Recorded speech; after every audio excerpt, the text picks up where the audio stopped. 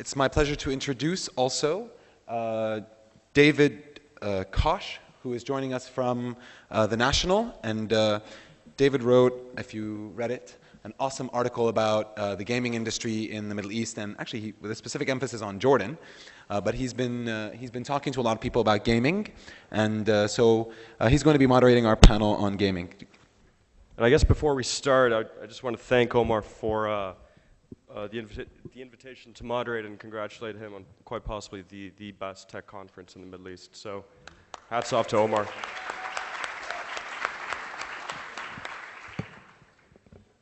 So yes, my name is David George-Cosh. I'm the tech reporter for TheNational newspaper based in Abu Dhabi.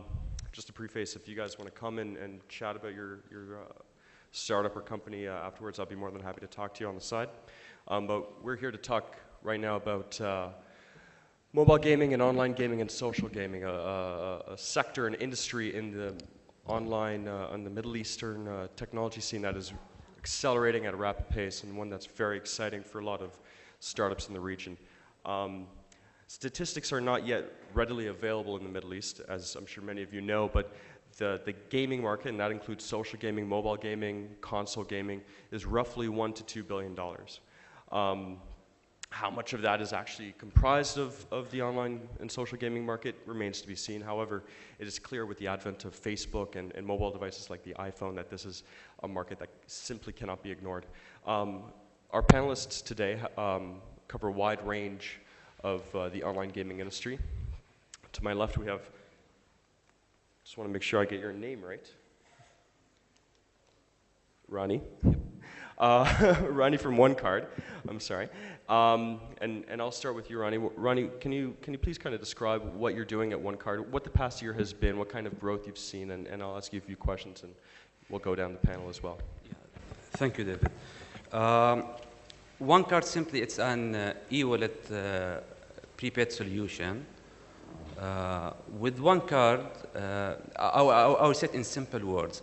Anyone can go online to onecard.net and create e-wallets like having a banking account online, which you need at the end to recharge this bank account or the e-wallet with a certain values. Once it's recharged with these certain values, you can go directly to OneCard shopping mall and start purchasing online through through thousands of merchants that we have. Through some of them online games, stock exchange services, and etc. Recently, we are focusing on several issues as OneCard. One of these issues is expanding geographically through the region, which is our expanding will help also the gaming industry. As OneCard, we are online payment e-wallet solution. One of the obstacles that facing the region is the online payment. Since we are expanding on the region, will help the gaming industry to grow through our payment gateways, also through our mall. At the same time, what we are doing recently, we are expanding nationally through the local payment. Before 2 days, we released in Kuwait, KNet and ENet, which is by using KNet, the ATM machine in Kuwaiti market, you can recharge OneCard account, and from there you can start purchasing services through our mall. Also, we released before one month back with Fawri in Egypt, which is by using the ATM machine, you can recharge your account through OneCard. Yeah, that's it. So how many OneCards do you actually sell in a year? How we sell it? How many have you sold in the past year in 2010? Actually, we have increase regarding the numbers. We have over 40% increase, especially in the gaming industry. If we are comparing it to 2009, the increase have many reasons. One of them, our expansion in the region. And what do you know? Obviously, you can identify the type of value. How much actually has been transacted using OneCard? Transaction. If we focus on the online games, we announced through Arab Advisor 2009. Our transaction was around 12 million USD through Arab Advisor. And that's in 2010 and now Yes, I'm sure we are witnessing a lot of increase, especially in 2010 and 2011. Mm-hmm. Due to several reasons, we are witnessing, seeing new developers coming in the area. We are seeing new games, especially doing the Arabization and localization for the region. It helped us, it helped a lot for the growth in this industry. Mm-hmm. One question I would be remiss not to ask you, but online payments are seeming to be rather disruptive lately. The iOS has a lot of in-app purchases. Facebook is slowly rolling out its Facebook credits. These are obviously competitors to your system. I mean, how are you prepared to tackle these issues and these new competitive threats through larger players? At all, we are not looking at them as a competitor. Actually, we are working with Facebook. We have several partners, especially in Europe, like Smart2Pay, Welly.com, Pay by Cash, and we are connecting our system through them. And OneCard users can go directly through OneCard or through Facebook, and they can buy, as example, credit for Welly game or CityVille or Farmville through OneCard. They can use our solution through our partners in Europe. We are not looking to them as a competitor. We are welcoming them to come to the region. We are pretty sure we can expand the business together with them. Mm-hmm. Interesting, thank you. Let's move on to Timothy over here at NetLogs. Timothy, why don't you just give a brief explanation about what NetLogs is and what you guys are doing?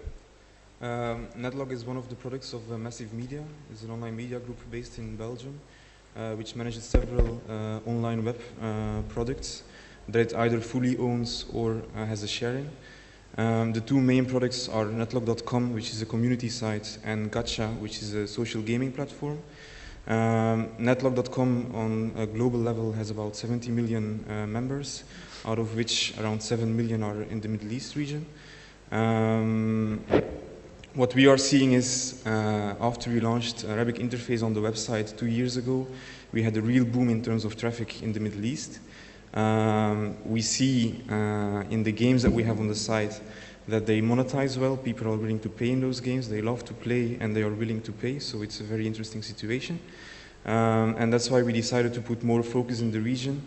I am managing the MENA region for Massive Media, or I would rather say Arabia, because it's about the culture and not about the geography.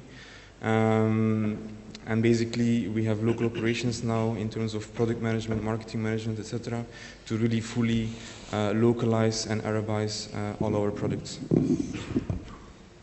Did you guys hear that, or? I hope you guys heard that. So, is there anything particularly unique that you have experienced or witnessed with the Arabization of some of your games? Is there anything that stands out that developers can learn from? Unique and not unique. I think the same thing goes for the Arabic region as it goes for any other region globally, which means the higher the level of localization, the higher the level of conversion into people playing your game and be willing to pay for the game. So what we see today in the region in terms of monetizing the games, for example, is the conversion rates are more or less the same as they are in Europe, for example. But if you take into account that in the region the whole payment infrastructure, etc., is much more immature compared to Europe, it means that actually there is a higher willingness to pay and a higher conversion rate than we have in Europe. On the players who pay, the ARPUs are in our case higher than what we see in Europe. So in terms of localization, I think it should go beyond translation. This is the first thing that we did, in fact, till now. We just recently moved to being really, starting to really go further than translation. Sometimes in the beginning very amateuristic, like anecdotically. I can, for example, say that we are the first Belgian company to have sold 10,000 camels in Saudi Arabia. By very simply, we have this farming game on the site where you, like Farmville on Facebook, it's a similar kind of game. And we just inserted a golden camel in the game to see how the users would react to it. And it sold really well. So this is, of course, very basic and very amateuristic, and I think even dangerous, because if European people like us start to try and do cultural things for Arabs, we might hit the ball very wrong sometimes. But it shows that the more you localize games, the better it works. And I think there is not many examples in the region yet, except maybe Travian and a few others that are recently started to enter the market. But if you look at other markets, for example, Latin America, what Zynga is doing there with Mentes. So Mentes does localization services for Zynga in Brazil, where they really adapt the games, change the virtual goods in the games, make them really locally flavored, and you see the conversion really going up. And it's about the locations you use, location names, character names, currencies, cultural elements, and even holidays. For example, you have this game called, I think it's called Market Street. It's like a game where people open their own shop and start building a business. In US, one of the things that you have to do, like for example, in marketing-wise, is on Valentine's Day you have to do stuff to promote your business and make people buy things related to Valentine's Day. But Valentine's Day is something that doesn't exist everywhere in the world. Not everybody has it. And for example, in Brazil, it's always Carnival in this period. So Carnival is way more important than Valentine's Day. So they took away those things and replaced it with things related to Carnival. These kind of things. So really going deeper and deeper into the culture. But I imagine that the investment into localizing games as well is actually fairly significant as well. I mean, you have to dedicate your time to understanding the market and then releasing a product that, you know, makes everyone happy and you know, ultimately people will use. Yeah, absolutely. I think the best way is that games are built by people who are locals and really understand all the little things. Arabizing existing games is something that works as well, for example, but I think you can never reach the same extent of really, I would say, identification of the player with the game as you can get when it's really fully focused on a specific region. Let's move over to Mahmoud. Mahmoud, why don't you talk to us a little bit about Tarneeb and your experience in the social gaming market, because it's actually a very, very popular game from what I've seen. Yep, and thank you very much. So basically, Tarneeb.com is a multiplayer card gaming social network. So for those of you who know Tarneeb, I'm not sure, actually I'd like to always do this. So if you know Tarneeb, the game, could you please just raise your hand? There you go. So it's, you know, it's very known in the Middle East, and when we started our, when we decided to start with a card gaming platform for the Middle East, we were deciding what should be our pilot game, and after some research, not a lot of it, we figured out that Tarneeb is really what we should pilot. In fact, Tarneeb is known in in almost all the cultures under different games. It's very similar to Bridge, to Whist, to Batak, to Rami. So it was really an easy choice to pilot our gaming social network with. We started in 2009. And we have grown into a little bit more than 100,000 registered users right now. The whole concept was to take the whole experience of card gaming in the Middle East, especially in the Middle East. It's really about not only the card game and the rules of the game, it's really the social experience. And I'm from Lebanon, so I know even from my hometown in Tyre, we have lots and lots of cafes that just feature card games. You sit down, it's like an internet, rather than going there and, you know, to a Starbucks, you just go there and play cards. So you see like rooms full of guys playing cards and, you know, all sorts of social interaction and talking, politics, and so what name you. So sometimes the game itself is not the center. It's just part of it. So we try to take this, and to do that, you have to really take the experience into to mimic it. So you had to take it into like the real environment, meaning a 3D environment. So that's what we did. We actually added this third dimension. And when you do that, all sorts of things open up. So now you can give the users the ability to express themselves digitally through avatars, avatar creation and character progression. So that's how we started. The whole concept of Prestige is that you start literally playing Tarneeb in an alley. You don't even have a table. You literally have some garbage cans and you start there. You're wearing like a t-shirt that's broken. You really have zero social status. And then you build up your social status through winning games, and then you go and you buy stuff from the avatar shop and you improve your prestige. And then that will enable you to go and explore other themes. You progress not only your character, but you also progress the background of the actual room and the theme of so you can start, like I said, with an alley, playing, you're barefooted, sitting on a shopping cart that you stole from a mall, and you end up playing in a VIP room where you're wearing an Armani suit, and someone behind you is like, literally, you point on the card and they'll play the card for you. So this whole concept is so Middle Eastern, I think, and it just resonated very well with our clients. Do you click to smoke the shisha, the digital shisha in the corner? You can actually buy all sorts of That's shisha. a mini game just waiting to happen, right? Just shisha smoking. So, can you maybe describe a little bit of your experience as a startup, as a developer?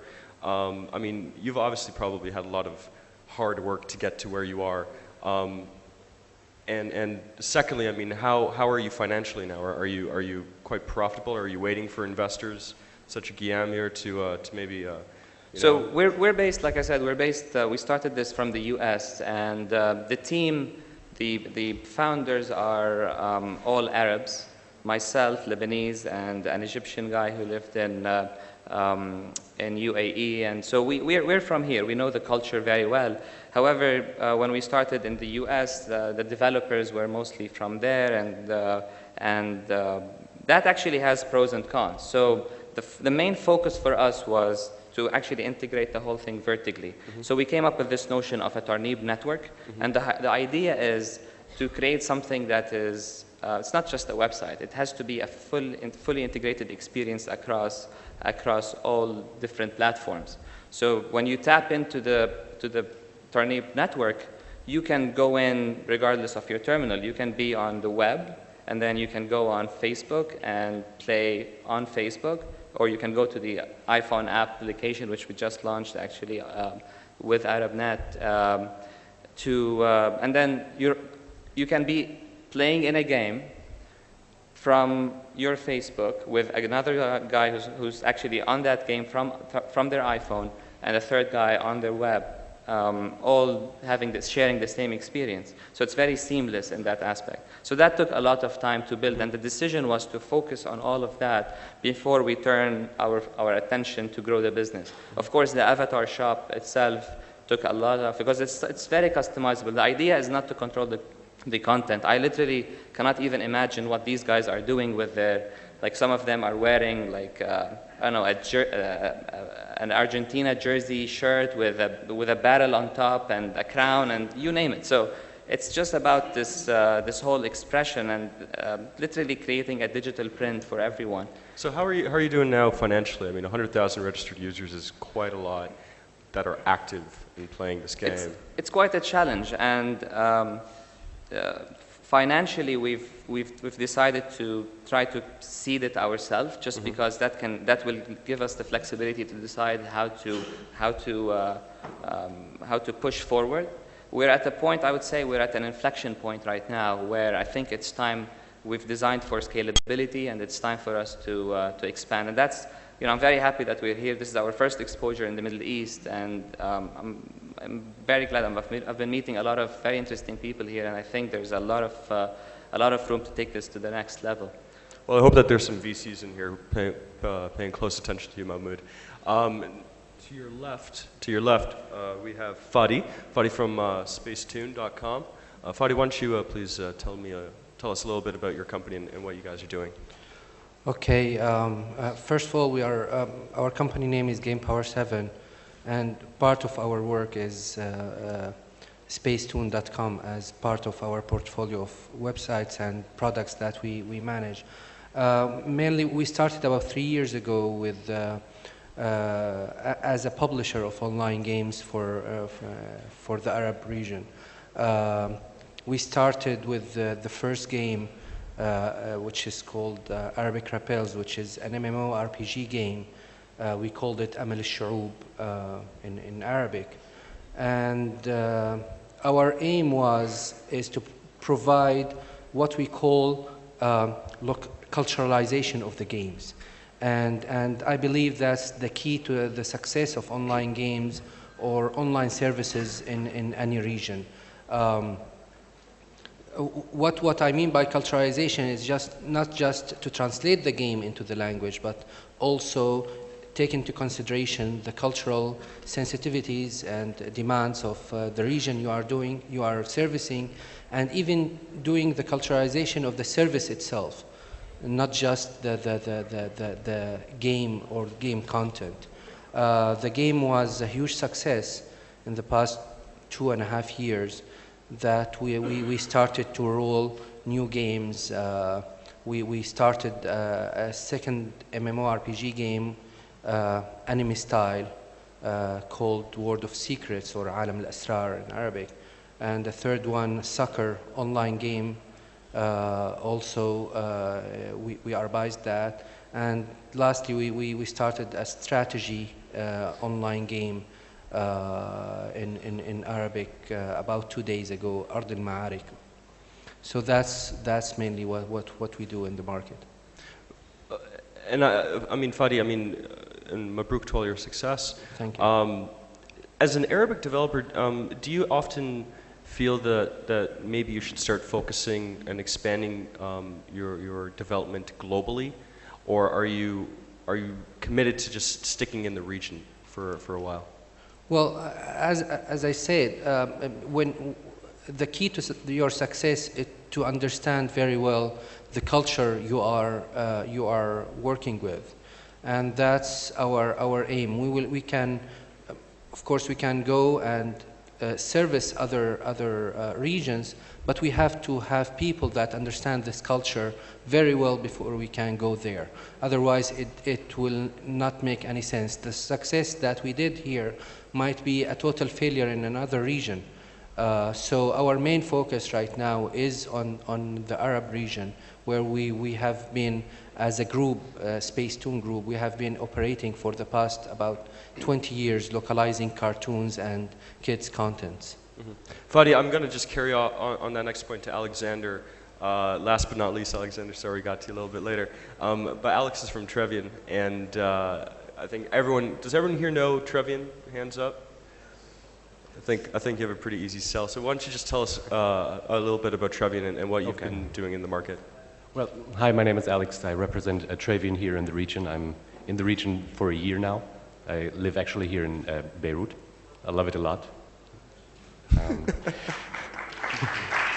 This is probably the first time someone comes to Beirut and just gets applause. Thank you. Basically, our office is in the Arabic Emirates, but I travel a lot to many places. Our game is very international. The game Travian has been developed since 2005, and still it's not stopped to be improved. There is always room for improvement, we think, and we don't stop developing our games. The game has so far globally created more than 100 million registrations. So people that actually decided to sign up to look at the game and to try it out. It's localized in 52 languages, and it's marketed in more than 100 countries all around the world. We have a different approach, of course.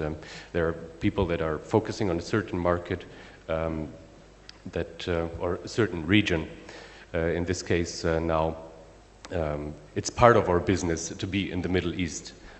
We have been in this market since 2007. We had a very, very good time. Basically, I was told a lot that Travian has somehow paved the way to online games, even before, way before Zynga and other social games have been around. I mean, the trend in Europe for browser gaming is, I think, double as old as Zynga is old from a company structure. So I think it was mentioned that Zynga is a 3-year-old company, Travian is 6 years old, you have Gameforge, you have other companies from Europe, like BigPoint. They going into this region, they have a very different approach with a very large scale approach, but still they want to go into localization. The first steps are a little shaky. I mean, we're ajnabi, we're outsiders. We don't know the market. We try our best to understand the market. We make mistakes, but there is room for mistakes. I think I was talking to a lot of other fellow gamers that were joking about the Arabization of some of the Travian titles, but it still worked, right? I mean, you guys, I think made most of your money in Saudi Arabia. Yes, we have a good market share in Saudi Arabia. Well. It's not the fact that our core market is Saudi Arabia. I mean, there is a common misunderstanding that our Travian game is only successful in Saudi Arabia. If you have a look at all the websites, look at the Alexa ranking, they are not totally representative, but basically Travian is, well, on each country ending domain name, let it be Germany, let it be France, let it be all the small countries everywhere. It's just in a fantastic ranking everywhere.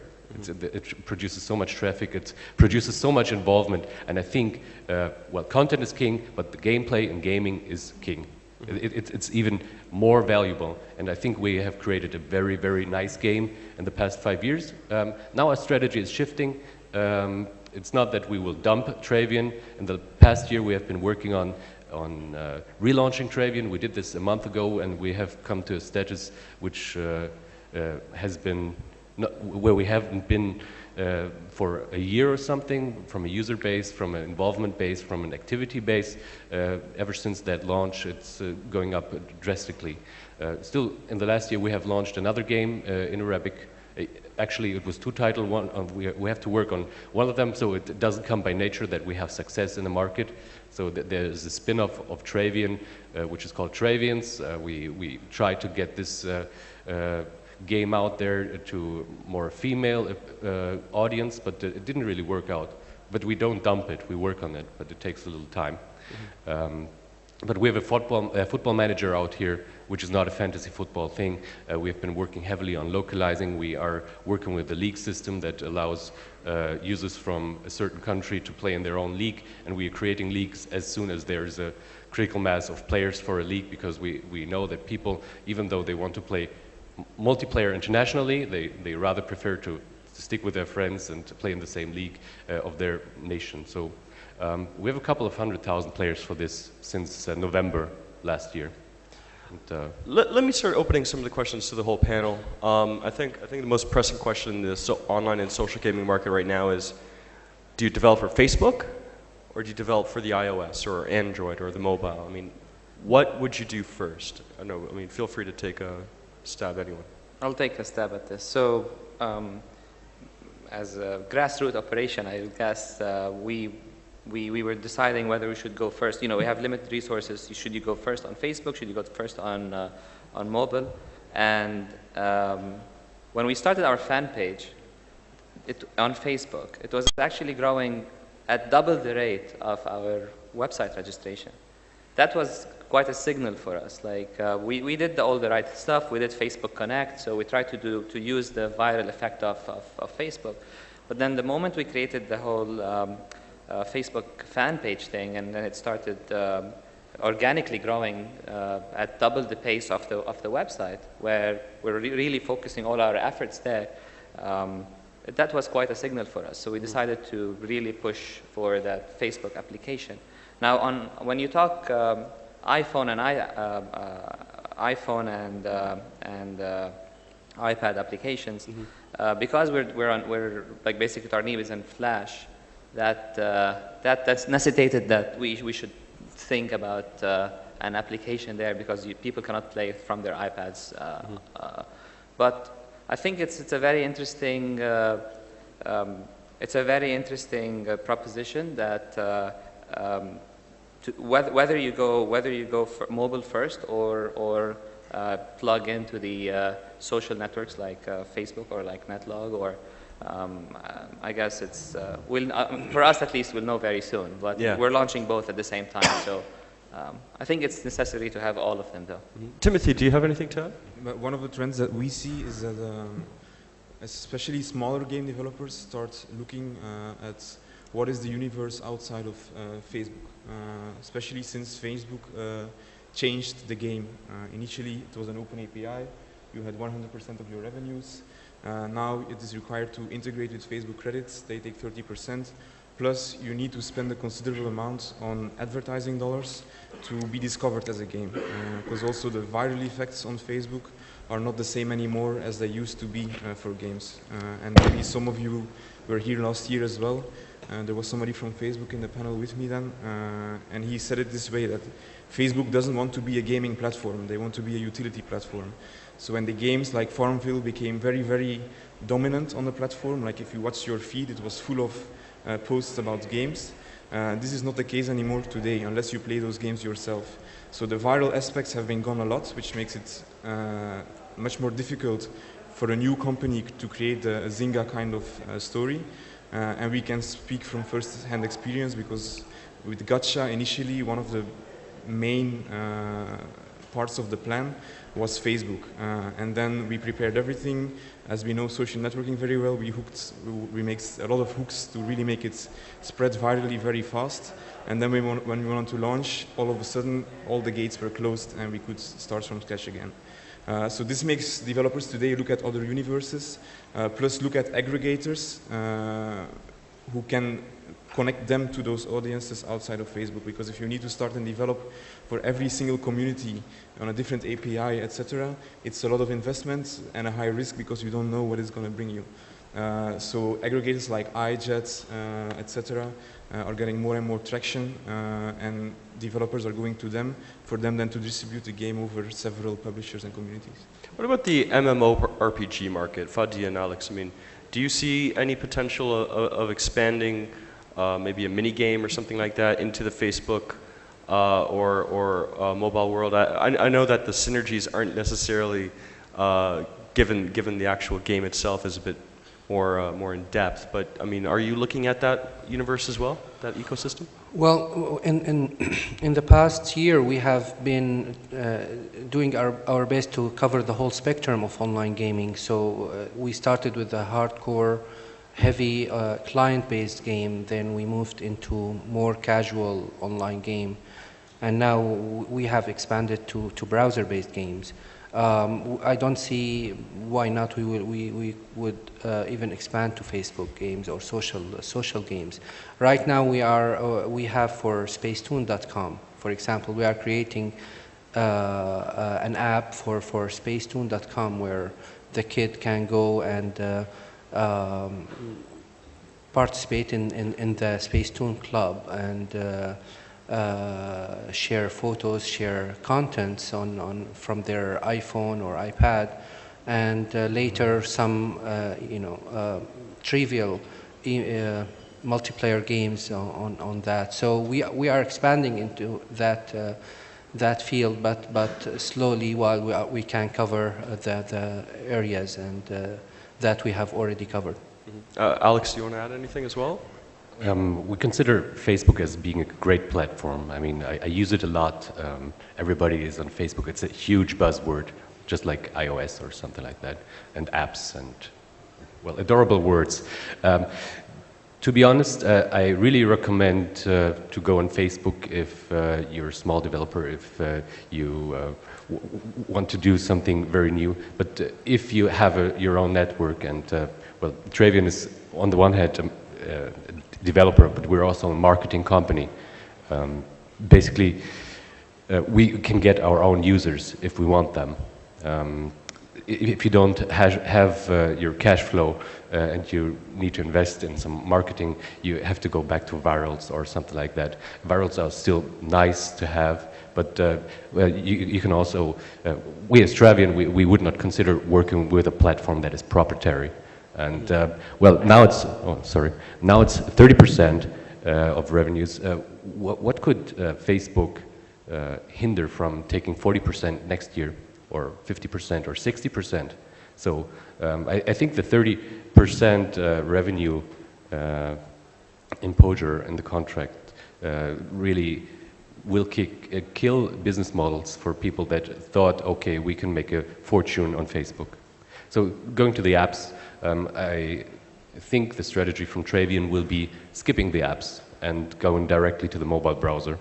Because, well, basically, if you look at your iPad today and you type in travian.ae or .com, the user experience is pretty nice. I think we're a browser-based company. We will stay with the browser on any platform. An app is nice. It might be suitable for another game, but not for Travian, the game itself. It might be a nice thing to have if you have a Galaxy game and you have a communicator or something like that. If you can get it into the gameplay, there might be an app. But, well, by priority, no, we are working in the browser and we want to be independent. And I also wanted to mention one thing. It has been mentioned a lot that entrepreneurship is big and VC capital is great. I like the idea, but there's also a different way. Travian has been growing organically over the past 5 years. There are 3 guys working from the garage to create the company Travian, and the company is now still privately owned, and there are 200 people working on great products. Mm-hmm. You mentioned revenues and how the 30%, let's call it tax for all intents and purposes, it could kill a small developer, but at the same time, I mean, that essentially is why we're all here, is money. You know, and financials, and Rami here is pretty much at the focal point of the value chain, the most important part of the value chain, which is actually getting paid and generating income. However, getting paid or monetizing in the Arab world is not an easy thing to do. So another question for the panel, I mean, how are you essentially trying to make the best out of not the greatest situation in terms of monetizing, getting people to pay, in a region where credit card adoption isn't really that high? Rami, Tim, yeah, Mahmoud? For us, the issue, what we are facing in the Middle East is still the online payment is not mature enough. So maybe OneCard and Casio are the only players in the market, and we are looking forward to have more online payment gateways in the region in order we can push the sales for the online games and other sectors. What we are doing at OneCard, we are going beyond what as online payment gateway. We are pushing more advertising for our merchants. We are opening support centers for our merchants. Soon we are planning to release gaming magazine to be distributed in our 5,000 selling point around the region. We are pushing the industry in different ways. We are going beyond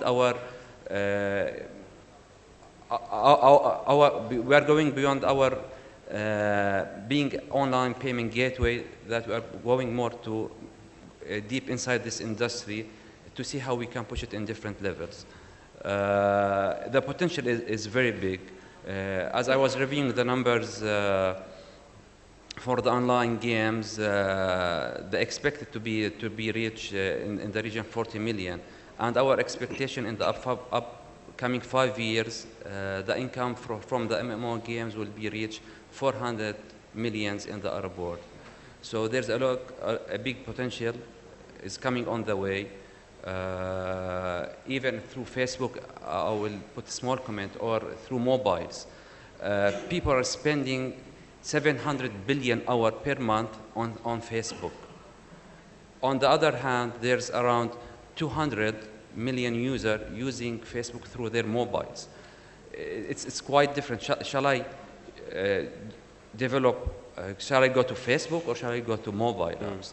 Even if I go to the numbers in the Middle East, we found in the third quarter, 2009, there's 40 million mobile had been sold in the Arab world. The penetration of mobiles is growing, especially in UAE and KSA, almost reaching 200%. The internet penetration is growing in the region, so there's a lot of things going in the region. Yeah, no, the potential is definitely enormous. I mean, if not called an emerging market because it's not emerging, right? Yeah. But in terms of what you guys are doing, in terms of Timothy and Mahmoud and you know, Fadi and Alex down there, I mean, you know, getting paid is a challenge. Advertising probably just won't cut it as well. So, I mean, are there any other sort of ways of going around traditional payments that we would see in North America or Europe? Do you see any difference here? If there is a difference between if there's other ways, other strategies that you're looking to do. I don't think it's other strategies. I think it's what is there needs to mature. One thing that is important. Timothy, is can you speak to the microphone, please? I cannot hear. Excuse me? Can you speak to the microphone? Hello. Okay. One thing that is important is, for example, in this region, just like for example in Latin America, credit cards are not very popular and not used widely. So it's going to work more through prepaid cards. Like if I look at the payments on our platform, I would say about 40% comes through Cashew and OneCard. About another 40-45% comes through premium SMS, mobile payments. And then the last 10-15% is from PayPal, credit cards, and those kind of things. Wow. And there is a big chunk of SMS, which is actually a method of payment that is not interesting for the user and not interesting for us as a game publisher or game developer, because of the simple reason that operators take a cut of 50 or even sometimes more % of any thing that you charge to the user. So it makes it very difficult for a game developer to monetize on a user, offering him something that is reasonable in terms of pricing and still keep some profit himself after all.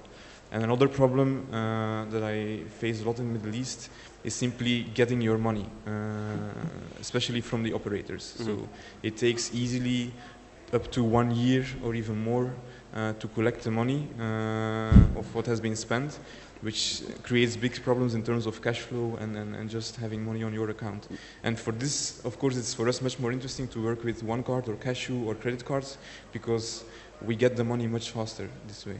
Oh, I wish we had an operator on this panel right now. That would be fun. I would have loved it. Let's start opening it up to the audience. I know you guys probably have a ton of questions to ask, and I'm sorry for hogging all the time. Do we have a microphone? And please raise your hand. We have one person right here.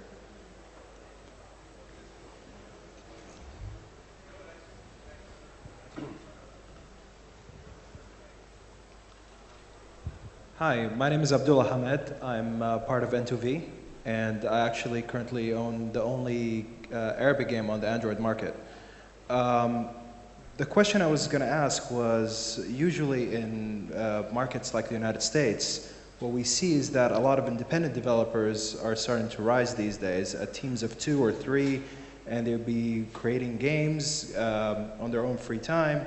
And then these games will, or these teams will organically grow to become bigger companies and get more investment and all of that. We don't see that happening very much here. We see teams that are much larger that are trying to make games. Why do you think that's happening here and not a more organic approach is happening in the Middle East, where just 2 hobbyists or a programmer and a designer would just come together and create creative games and really innovative games? I think that's a very good question. I mean, like I said, for us at Tarneeb, it was, it had advantages and disadvantages being in the US, especially if you're targeting a market like the Middle East.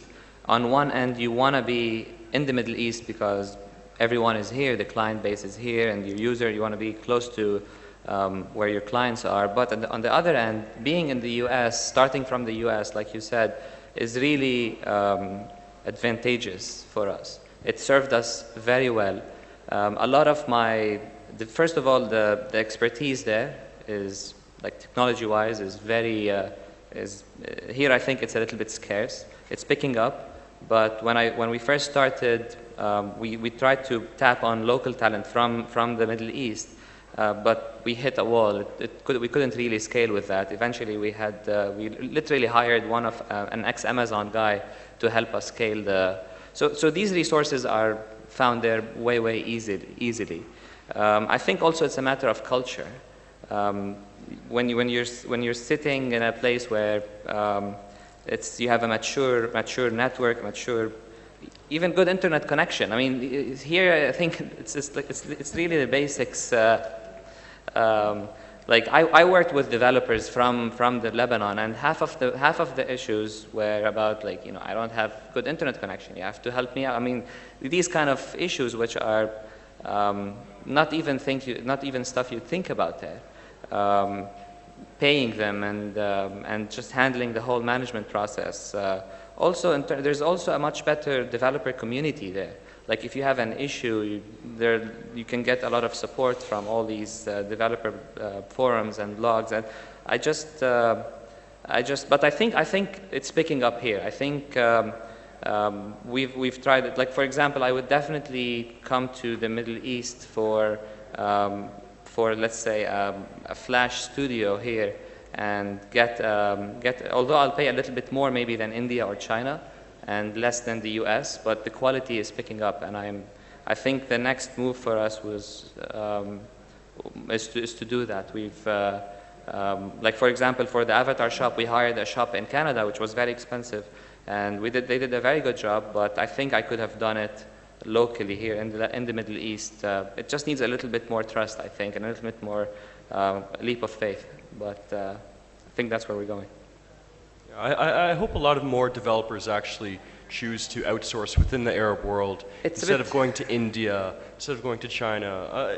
It's a bit risky. Like I think developers honestly respect time. Like they're more courteous to time there in the US and in the Middle East in general.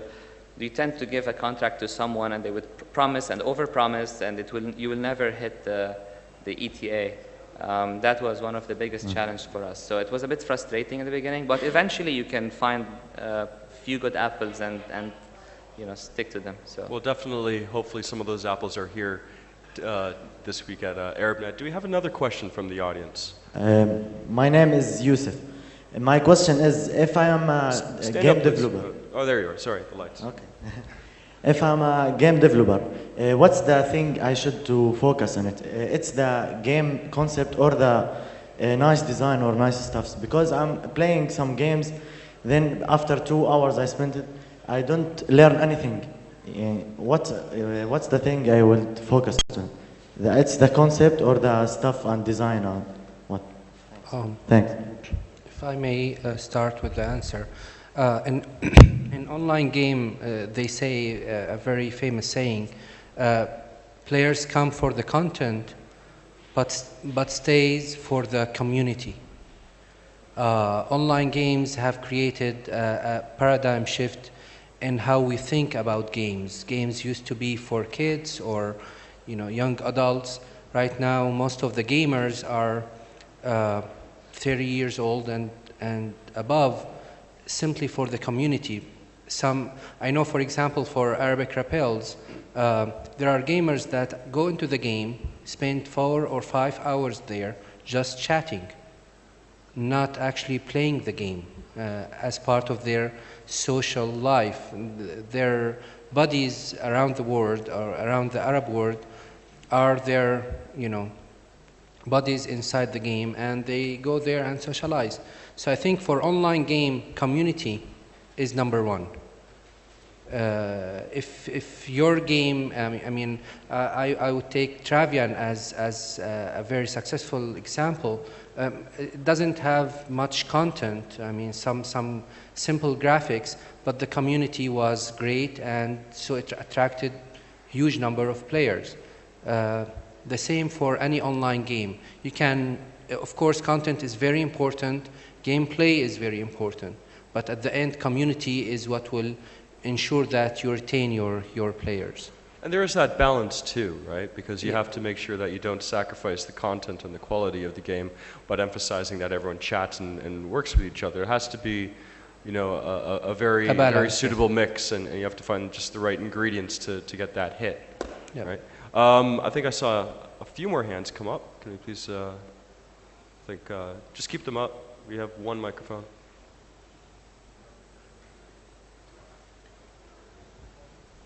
Muhammad Ali, Zell Entertainment. Two questions actually. First, asking the guys who are deploying their games on markets other than Facebook. We know that advertising on the web in general, basically, like Travian is doing, using Google Ads and stuff like that, it's pretty expensive. I've seen a zillion Google Ads for Travian. Okay, so what are you doing to leverage virality in that area? It's pretty tricky, and when you don't have elements for automated, exploit virality. How do you go viral on the web and not using a social platform like Facebook and stuff like that? The second question is to Mr. Mahmoud. Didn't you consider moving to HTML5 so that you can easily be portable and go like to the iPad and iOS and Android platforms in a seamless manner? We're betting that Steve Jobs will fold first. So. Okay. So I'm waiting Alex? for the answer to that question. I'd like Mr. Alexander to, Obviously, the quality of the game is viral itself. People like the game, they love the game, they hang out with the game, they play it for hours a day. I mean, not permanently, but they look at their account. They recommend it in emails, they speak about it. It's when I was traveling to Kuwait, I think it was 2 or 3 years ago, in those places where they usually play with these machines, all of them had their laptops with them, and they were gathering with a nargile or shisha, and they were playing Travian together. It was by accident. I didn't just make up this scenario. So people are talking about the game, and it's part of their daily social life. Yeah. Obviously, we have small campaigns in the game where people recommend directly and get incentives for that. But this is not a priority for us because getting incentives for registering to a game is not very productive, actually. Because after a while, you will leave the game again. And, well, we have wasted a virtual currency on that. But also, I think, just to add to your question, you know, in terms of going viral without using a social network, I think that's impossible. I think now we need to, I mean, correct me if I'm wrong, but I think there needs to be a heavy usage on Twitter and Facebook, which are relatively inexpensive marketing tools to promote your game rather than Google Ads. But please. I'm wondering if there's other media outlets that you can exploit, that you're exploiting, maybe more. I was willing to see some insight on this. Actually, we're very much marketing and performance marketing driven. So you see a lot of banners. There's not much more that we do. So we have a fast-growing Facebook community right now. It's mainly because we added the option to make friend with Travian just recently with the launch of Travian 4. And we have like 4,000 to 5,000 new Facebook friends every day. But it's slowly going down again. I mean, it's not going down, but the ratio is going down. But it's also a global thing, and Facebook is a very complicated tool, especially when you have 100 nations, 52 languages. How many people should we recruit to cater a Facebook site for every market? I mean, even between Saudi and maybe Egypt, there would be so many differences that we would be posting, and at this stage it's a little complicated for us. I mean, there are so many things that we should be doing and that we could be doing, like Facebook, apps, other proprietary platforms, but we're just a small company at that stage also. I mean, we're Sorry, I just see a question on the Twitter file from Clive. What is the impact of gaming on the marketing industry? I just wanted to ask it before it is removed from forever. What is the impact on gaming on the marketing industry? Do you guys want to offer any insights on that? Tim? I think there are about 5 ways in which marketeers can use social gaming. One is integrate with the virtual goods in those games. So that basically, one is first thing they can do is integrate with the virtual goods in those games. So basically have branded gifts and these kind of things. Secondly, of course, is in-game advertising through banners or sponsorships, etc. A combination of those two. having your own branded game and make it something really extended and that really hooks on people for a longer time and not just on a campaign base. And I think last way is taking part in those offer wall kind of services where basically users buy something and as a bonus they get credits or whatever which they can spend in certain games, which proves to be working very well. Mm-hmm. I saw another question on the Twitter fall, when's lunch? Soon. Next question. You have the microphone. Please stand up.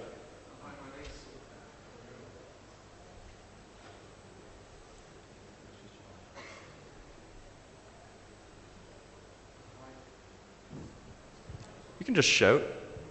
Hi, my there name is Suhail. I just have a question on the gaming industry in general.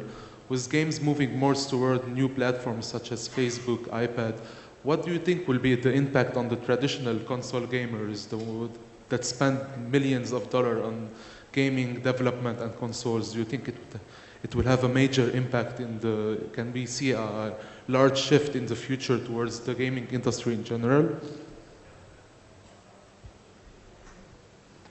Well, I'm not from the console industry and all that. I'm not in development of AAA titles. But I just recently read an article that in the UK everybody is in a big rush because they suddenly see that all the developers developing usually AAA titles or console games, they are hired by the browser games and the social games industry.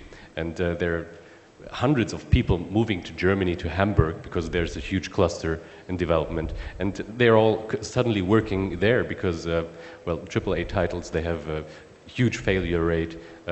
Well, I mean, there's a reason why Zynga is now worth as much as Electronic Arts. Pardon me? There's a good reason why Zynga is now worth as much as Electronic Arts on market valuation, right? Yes. And just to maybe further that comment, I mean, there are a little bit of movement towards console games in the Arab world. We have Kirkat in Jordan and Timeline, I believe, in Cairo, which is starting to do, hopefully they're AAA titles, hopefully they'll sell well. But the console world is not ignoring this region, and I think that's very important when developing games. Let's get some more questions here before we have to break for lunch. Can I comment something else real quick? Oh, sure, sure. Sorry, Alex. I think in the previous session there was something on piracy. Please keep in mind that AAA titles can be pirated easily. That's true. Browser games, they cannot. Nobody's pirating browser games. Or, well, there are clones out there, but this is a different scenario. Mm-hmm. That's a good point. Okay. Hi, my name is Mahmoud. I actually worked at Facebook. I developed Facebook in Arabic. Did not translate it for any people that were asking that question earlier. The question is that one of the biggest issues I found working at Facebook is the lack of localization and the culture aspect within the Middle East.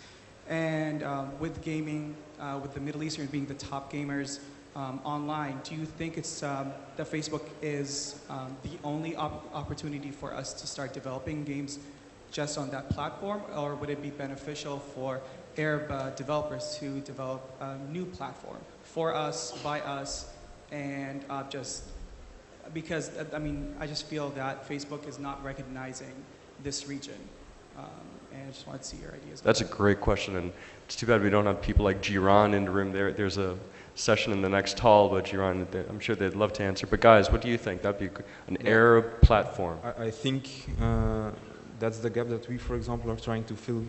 So what we did now is the Arabic product is being completely separated from the global product and will be managed separately by a local team to really go to this next level of localization and really adapt to the local audiences. And we're doing the same with the Gacha gaming platform with this objective to really offer a space in which local game developers can reach a massive audience, which is today around 4 million people a month coming to the site. I think we have some questions from here. Please stand up. Hi, I'm Ahmed Tahir, creative designer at Intovi Riyadh. Just wanted to know, are there any recent statistics on what game categories has the most traffic in the Middle East? Is it the farm games, is it the strategy games? What game categories has the most traffic? I think, Timothy, you have a wide portfolio. Yeah, I can't speak for other platforms, but on our platform, the one that has been most successful till now was a farming game. And then I think second was some kind of Mafia Wars kind of game. Those two were the most popular. And now we just launched a pet game, which is also getting a lot of traction. But I don't know if this is representative for the region. I really don't know. What about the card game market? Card I think games that's huge. It's really huge, and I think people in the Middle East look for something that, like in card games, although I would say it's not saturated yet. By the way, I don't think it is, but people look for. It's one thing to get them in.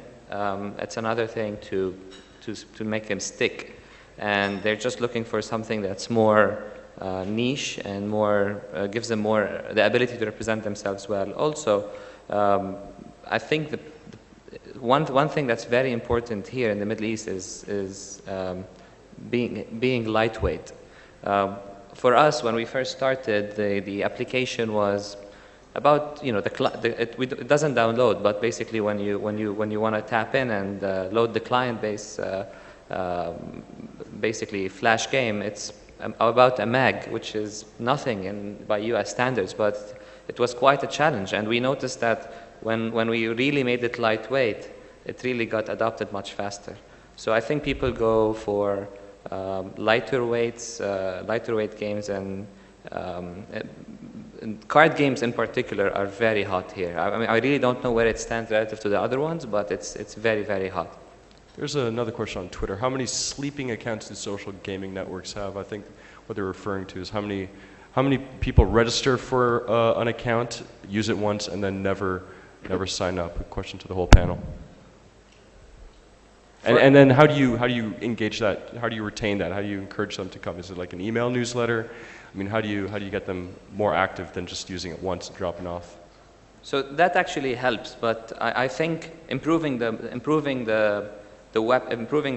offer, basically keeping them very engaged, very interested, giving them a lot of freedom to build. Don't put a lot of rules. Just put very high level stuff and let them build the game and the community the way they want, and just try to moderate it from a very high level. I think that gives them a feeling of engagement and a feeling of ownership. Mm-hmm. And once you do that, they stick. What about the MMORPG market, guys? What do you think? I guess sleeping accounts are two types. I mean, accounts that you start playing the game for a day or so, and then you leave your account. But the majority of these sleeping accounts are accounts that actually are created by players who have active accounts for some other purpose, like hitting on a girl, some mischievous in the games, or other purposes. These which are the majority. We cannot do anything about them because players are there already. Mm-hmm. Sleeping accounts that are actually players that have left, you can have newsletters are a great way to activate these accounts, but also some campaigns to for these sleeping accounts, especially for these sleeping accounts, like special rewards or special gifts for them would be a good way to get them up again inside the game. Guys, we've got time for one more question. Let's make sure that could we get a question asked from him? He's had his hand up for a while. I'm very sorry. If you want, you can come up afterwards and ask your question to the panel. It's on? Yeah, hello. Make it good. Make it good. Wait. Make it good. Let's go with a bang. Two quick questions so I can put them back into one. Let's go for it. One. Besides the Tarneeb game, because I'm sure everyone knows how to play Tarneeb and whatnot, how do you guys test out the games before you send them out? Or do you depend on audience feedback once the game is out in the market? And just quick one, Travian, you guys are humble by not calling yourself AAA. You make more money than most AAA titles out there. When you were saying that you don't consider yourself a AAA title, I believe you make much more money than most AAA titles combined. So, what's your criteria when it comes to AAA? Should it only be console to be AAA? So that's it. Those are great To answer the questions. first question, we have a shadow site that we do all our testing first. And whenever we have a new feature, it depends. If it's a small one, sometimes we keep it and we send out teasing messages on our fan page and we see how it sticks. If it's a big one, like for example, the avatar shop, which is a lot of development and cost, we actually send surveys to our top and most active members, and we actually look at their feedback. When I'm speaking about AAA titles, I was thinking of big development studios producing consoles and PC games, box games. So it doesn't matter if they have the very highest quality or not. Yes, Travian is successful in many, many countries. I wouldn't say we make more money than any other box title that is AAA, but we are investing much more money. I mean, you know, Travian has been in the market for 6 years. We have been improving the game constantly. Box titles, they're out. Well, sometimes they get a patch, then they're dead. For us, the game is improved, and not only the game. Getting back to one of the prior questions, we have lots of resources based on the analysis of the behavior of our players. We are investing a lot in detailed analysis on what is happening after he is registering. Well, of course, there are many people that register, don't come back, but we have certain messages, certain ways, call it messages, call it incentives, to get them engaged. Let it be through the community, let it be triggered from us. Also, getting back to another question, I think it was also from you, there are ways to put out new games on the market where you do A/B testing, where you do panels for user experiences in many, many markets. I mean, this all costs money, so you make money with a product, but you want to improve the quality, and our games are not to be thrown out and played for 3 months and then they're gone. Our game is out there 6 years, and we still have German players that have been on the first server playing the game, and they like the development. Many people don't like the development of the new platform. Well, sometimes we even open up classic servers and something like that. So there's still more to come, with the same game even. I'm going to ask one more question. I'm very sorry to the organizers. One off Twitter that was very important. It's gone now. And I think you guys can all address this, but what are you guys doing to address the female market? How important is the Arabic female audience? I know we had a little discussion before, but I think your comments would be very appreciated. This will be the last one. So, what do you guys think the female market here? I'll start with a funny note. Basically, when we first launched our avatar shop, we only supported male characters, and that I can't tell you how many hate mail we got from all sorts of girls in the middle. Actually, we have about 30% female members, and they're very, very active. At some point, the number one player on Tarneeb was a 60-year-old lady from San Diego. Grandkids and everything, and she would spend like 9 hours on Tarneeb, and she was our best beta tester, honestly. So right now we support both, and we take it very seriously. In fact, when we pilot anything, we pilot with the females first. So, Tim, what's the ratio like? You said on NetLab today, it's about 75% males, 25% females. So if you look at just the gaming part, there is a slightly higher amount of females relatively playing than males. I mean, compared to the total number of registered members. We don't have a special strategy for females.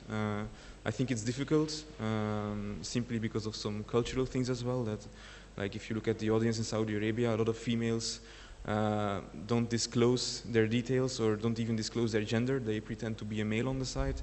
So it's really hard to get a deep insight in who is playing and is there a different behavior. But in general, I would say the more hardcore the game, the more male, and the more casual the game, the more female. Well, I think that there's a great opportunity to penetrate the female market with more casual games, something that I hope the panelists as well as the audience members can take into account. Guys, thank you very much. To follow me on Twitter, by the way, I'm itsDGC, ITSDGC. Please come to the panel, to the stage, and ask some follow-up questions. I'm sure these guys. I'm sorry, if I may. There's the Tarneeb booth is here on the gaming zone, so please feel free to come and give play some real-life Tarneeb, yeah, right? Exactly. Yeah, give it a test drive. Let's get going, guys. Thank you very much. I would like to mention also that I would like to thank Omar for arranging this conference. It is great. Thank you very much.